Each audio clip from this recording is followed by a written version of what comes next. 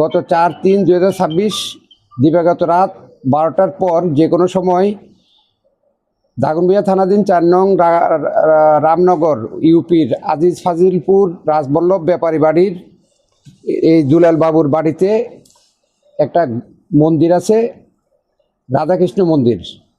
এই মন্দিরে একটি চাঞ্চল্যকর চুরির ঘটনা সংঘটিত হয়। উক্ত ঘটনা হওয়ার পর উনি যখন জানতে পারেন ওনার ওখানে মন্দিরে চুরির ঘটনা সংঘটিত হয়েছে, উনি সাথে সাথে আমাকে অবগত করেন, আমাকে ফোন করেন, আমাদের থানাকে জানান। তাৎক্ষণিক আমরা ওনার বাড়িতে পৌঁছে মন্দির উক্ত ঘটনা পরিদর্শন করে ঘটনার সত্যতা পাই এবং সাথে সাথে আমি আমার ঊর্ধ্বতন কর্তৃপক্ষ অত্র জেলার পুলিশ সুপার মাননীয় এসপি মহোদয়কে জানাই। আমাদের স্যারকে জানানোর পর সার্কেল স্যার সহ আমাদেরকে উক্ত বিষয়ে যথাযথ ব্যবস্থা গ্রহণ করার জন্য যে কোনো কিছুর বিনিময়ে আসামি গ্রেপ্তার এবং মালামাল উদ্ধারের জন্য নির্দেশ প্রদান করেন। সেই হিসাবে আমরা টিম গঠন করে উক্ত কাজে নেমে যাই এবং উনি অভিযোগ দায়ের করলে থানায় মামলা রুজু হয়। পাশাপাশি আইও এবং আমাদের একাধিক টিম, আমাদের তদন্ত এবং সেকেন্ড অফিসার এর নেতৃত্বে একাধিক টিম কাজ করে, আমি কাজ করি। আমরা এক পর্যায়ে উক্ত ঘটনার তথ্য উদ্ঘাটন করি, চোরকে শনাক্ত করি।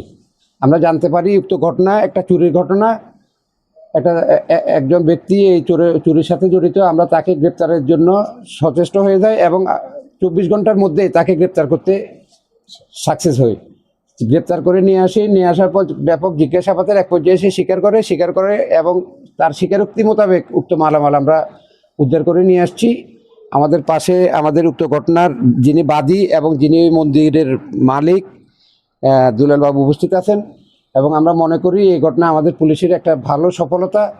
এই সফলতা এবং এই চুরির ঘটনা উদ্ঘাটনের মাধ্যমে আমরা নিশ্চিত হতে পেরেছি এটা কোনো ষড়যন্ত্র না, এটা স্রেফ একটা চুরির ঘটনা। যদিও এই ঘটনা সহ আমরা যদিও সব ব্যাপারে আমরা খুব তৎপর আছি, এই ঘটনায় অধিক তৎপর ছিলাম আমাদের চট্টগ্রাম রেঞ্জের ডিআইজি জনাব আহসান হাবিব পলাশ স্যার সহ আমাদের জেলার এবং অত্র এলাকার মাননীয় মন্ত্রী মহোদয় এই ঘটনাকে যথেষ্ট গুরুত্ব সহকারে আমাদেরকে নির্দেশ প্রদান করায় এবং আমরা আন্তরিকভাবে কাজ করাই। একটা ধর্মীয় বিষয় যে আমরা অল্প সময়ের মধ্যে উদ্ঘাটন করতে পেরে আমরা আল্লাহর কাছে শুকরিয়া আদায় করতেছি। পাশাপাশি এই কাজে আমাদেরকে সার্বিক সহায়তা করেছেন আপনারা সাংবাদিক ভাইয়েরা, আমাদেরকে বিভিন্ন তথ্য উপাত্ত দিয়ে সহায়তা করেছেন এবং এই সহায়তা করার জন্য আমরা কাজটা দ্রুত সময়ের মধ্যে করতে পারে আপনাদেরকে ধন্যবাদ জ্ঞাপন করতেছি। এই ঘটনায় আমরা যখন তথ্যটা জানতে পারি এবং উদ্ঘাটন করি যে ও এই ঘটনার সাথে জড়িত, আমরা তাকে ধরার জন্য আমাদের একাধিক টিম কাজ করে। তা আমাদের এই গোয়েন্দা তথ্যের ভিত্তিতে তার নিজ বাড়ির আশপাশ থেকে, তার এলাকা থেকে, যেমন এই ঘটনার সাথে জড়িত যিনি, তার নাম হলেও মোহাম্মদ রফিকুল্লাহ প্রকাশ মিন্টু, পিতা কবির আহমদ, রুপাইয়া খাতুন, মাতা আজিজ ফাজিলপুর, আবুল ড্রাইভারের বাড়ি রামনগর দাগনভূঞা। আমরা তাকে তার নিজ এলাকা থেকেই সে বাজারে যাচ্ছিল, বাজার করার জন্য আমরা তাকে পথিমধ্যে গ্রেপ্তার করি। মাল পাওয়া গেছে, আমরা এখন এগুলো মিলিয়ে দেখতেছি। তবে অধিকাংশ মালামালই এখানে গুরুত্বপূর্ণ মালামালগুলা যেগুলো ধর্মীয় বিষয় এবং অতি অমূল্য জিনিস, যেগুলা আমাদের দাদার শনাক্ত মোতাবেক কিছু জিনিস বৃন্দাবন থেকে আনা, অনেক দুর্লভ জিনিস, অনেক কষ্ট করে, যেগুলা দাম দিয়ে কেনা যায় না। আমরা মোটামুটি তো গুরুত্বপূর্ণগুলাই সবগুলা পাইছি। হ্যাঁ, যেগুলো বৃন্দাবন থেকেও আনছে উনি, অনেক অমূল্য।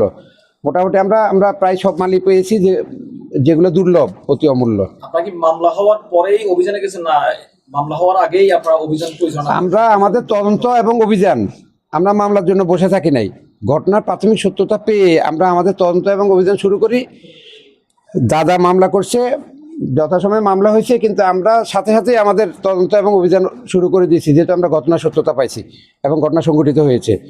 আর কোনো আসামি কি এই রফিক মিয়া, কবির আহমদের পুত্র আজিজ ফাজিলপুর, আর কেউ আছে কিনা এই ঘটনার সহিত আর কেউ জড়িত আছে কিনা আপাতত সে স্বীকার করছে, সে নিজেই করছে। আর কেউ আছে কিনা সেটা আমরা তদন্ত করে দেখতেছি।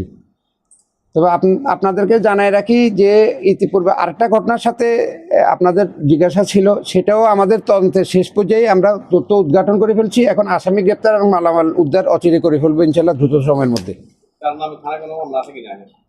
তার নামে একাধিক মামলা আছে, সে একাধিক মামলার আসামি, সে মোটামুটি আমাদের লিস্টেড একজন মানুষ, সে আমাদের আমাদের আমাদের থানার এবং পূর্ববর্তী রেকর্ডে একজন লিস্টেড পারসন, ওয়ান্টেড ক্রিমিনাল।